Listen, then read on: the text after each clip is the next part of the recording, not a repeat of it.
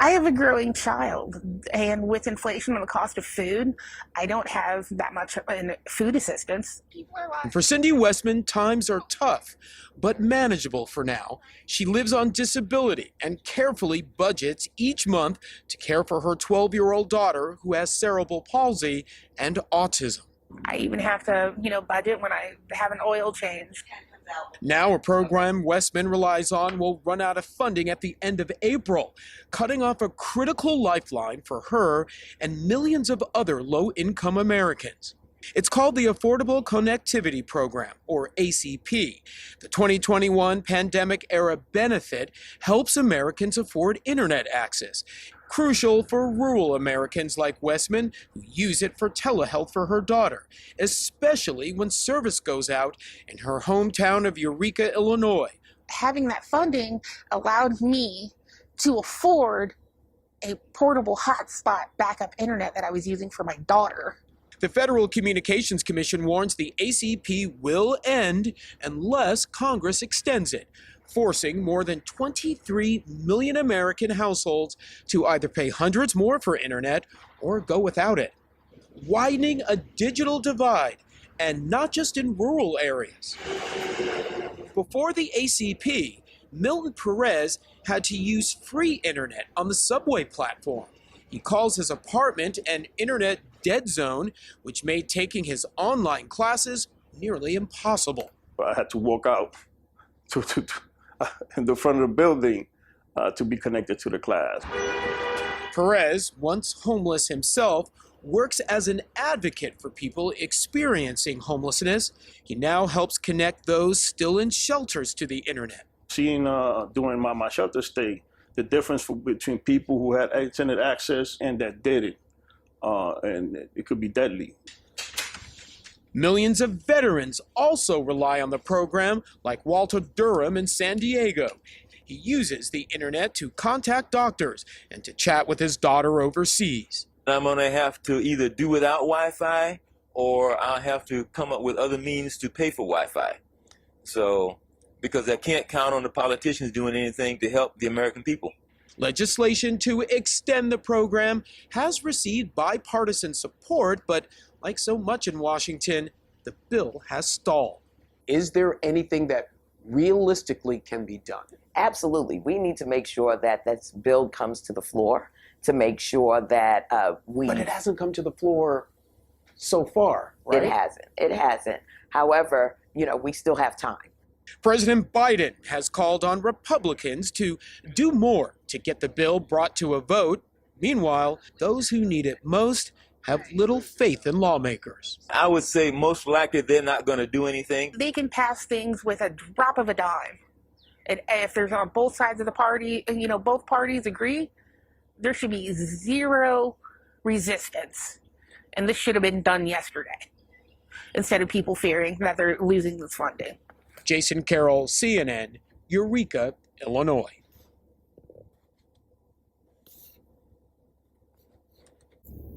All right, Shalom. I'd like to start off by saying, Kal Halayim La Yahweh, Ba'Shem, Yahweh Shai, Ba'Shem, Harakak Wadash, Ma'amah. Double honor to the elder apostles of Great Millstone and my elder Heroine as well. Salutations to the Akim that are pushing the truth, sincerity, and truth. And peace and blessing to the men and women and children that believe in the name of Yahweh Ba'Shem, Yahweh Shai. All right, I'm Khanak Sa'amba, Yasha Allah from the Lions of the Yasha Allah Camp. And this is going to be another Lions in News and Prophecy. And this one on, it says, millions of Americans set to lose internet access. And there was this government-funded program that helped lower income families have internet. And with the way inflation and stuff is going right now, if they take that away, who's going to be able to afford some internets? I mean, as the families that, because they're talking about, there's one article that talked about 700 million or some odd people or something like that. Well, no, $700 million is going to be paid out for internet access. So that's the amount of money that was being used to grant free internet to these lower income households. All right, and this particular part of the article is short. It just says More than 23 million U.S. households will be forced to pay hundreds more per year or give up internet access as a key federal aid program runs out of money. All right. And that program was spoken about in the clip that it just played. So they have other articles like that go into it, right?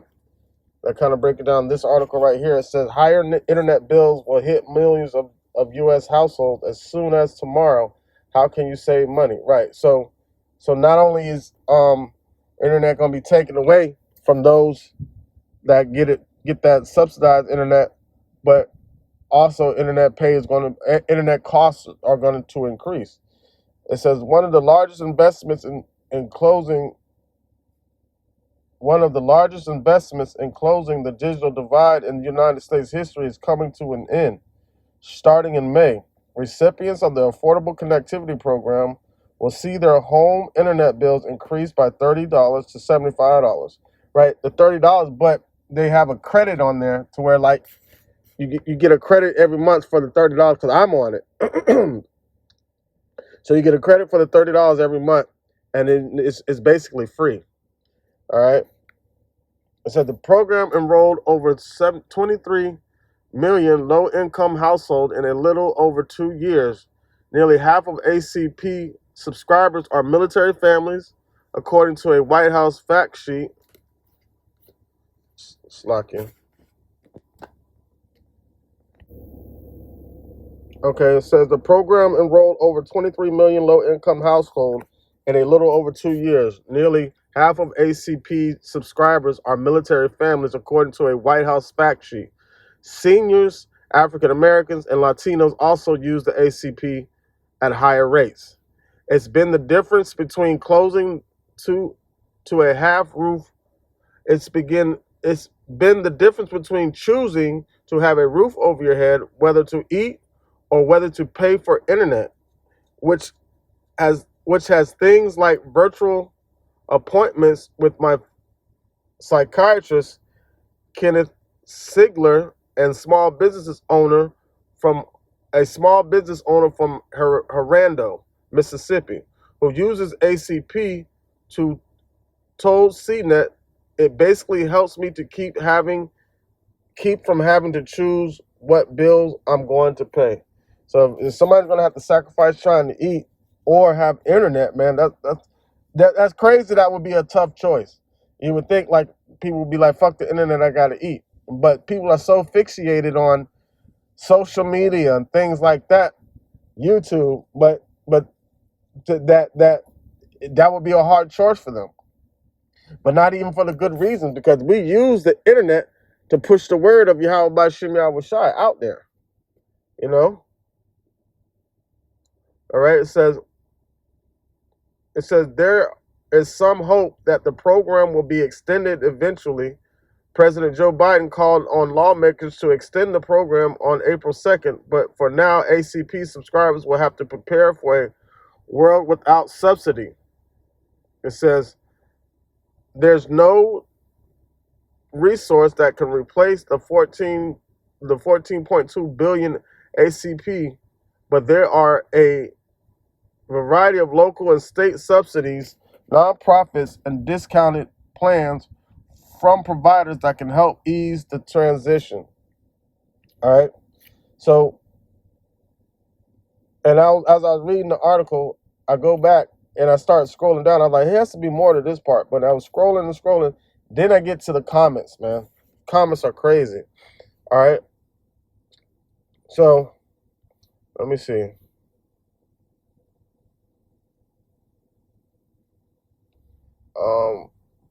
Where is it?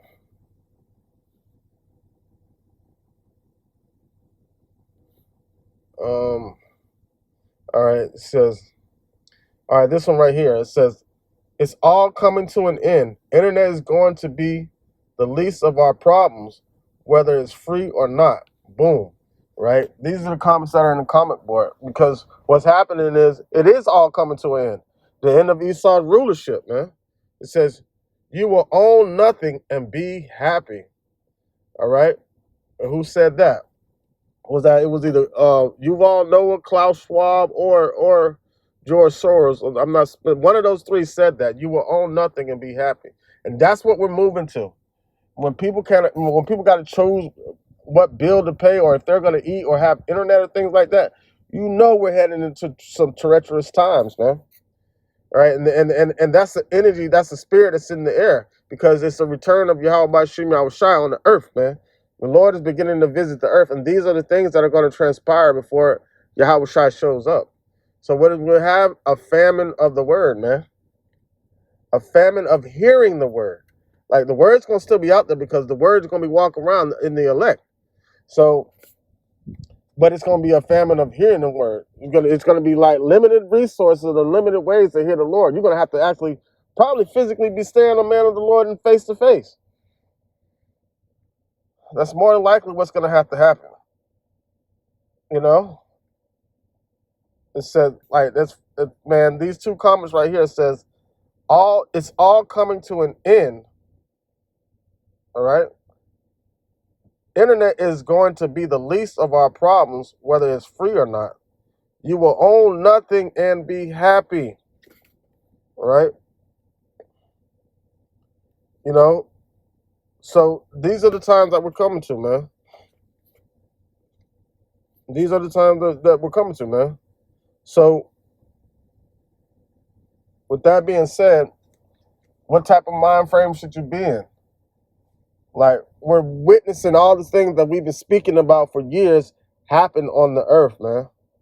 Wars, rumors of wars, famines of the word, actual famine, you know? These are the things that we've been testifying through the spirit of Yahweh by Shem Shai, giving that testimony, prophesying in his name, telling the people what's to come and witnessing it as it comes to pass, because his word shall not return unto him void, man. You know, his word will not return unto him void. All right, the thing that he said is going to prosper in the earth. All right, so let's go to some scriptures. All right, the first scripture I want to get is Ezekiel chapter 12, verse 28. It says, "Therefore say unto them, thus saith the Lord Yahweh, there shall none of my words be prolonged any more, but the words which I have spoken shall be done, saith the Lord Yahweh by Shem Yahushai." All right, so what is that saying? Like, now the things that were spoken of or that were said by Yahweh by Shem Yahushai are coming to pass, man. These prophecies are starting to unfold, just like it was spoken of from Yahweh by Shem Yahushai to the prophets out to the world. All right. So now, understanding these things, when we see these things happening on the earth, we know what's to come, and it doesn't bring forth fear. It just brings forth actually peace and happiness, because we know that these are the times that we were spoken of. All right.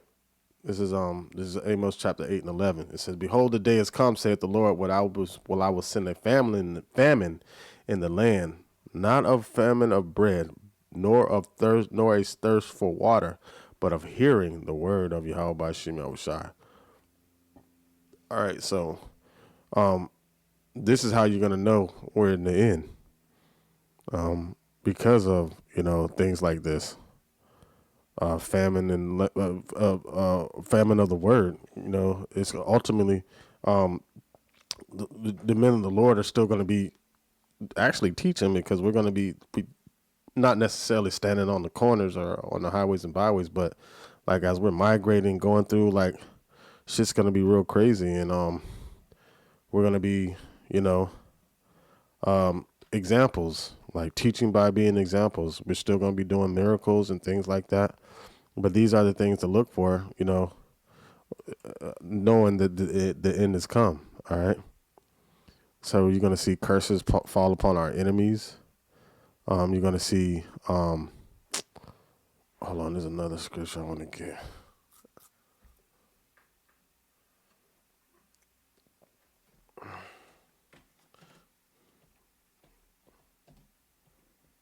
Hold on one second.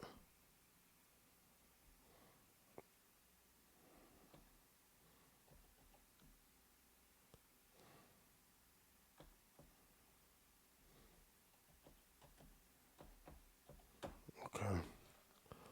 All right. This is second Ezra 5 and 9.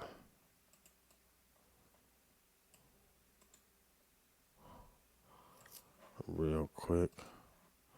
All right.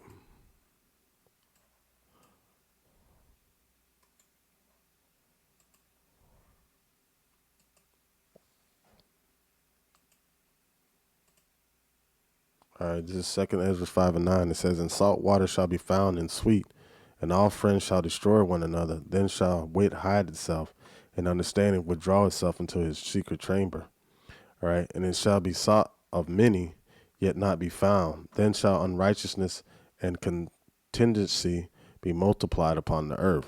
All right, one land shall say unto another, one land shall ask another and say, is righteousness that maketh a man righteous gone through thee?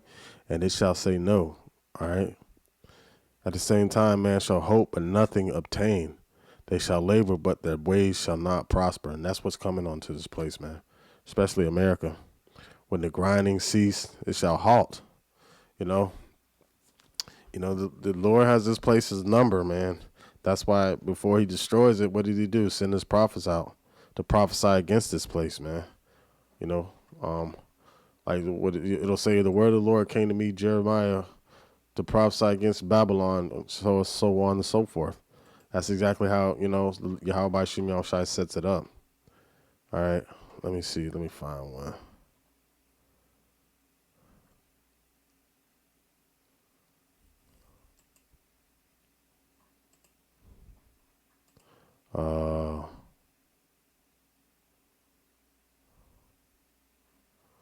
Jeremiah. Let's do it in Jeremiah. Jeremiah.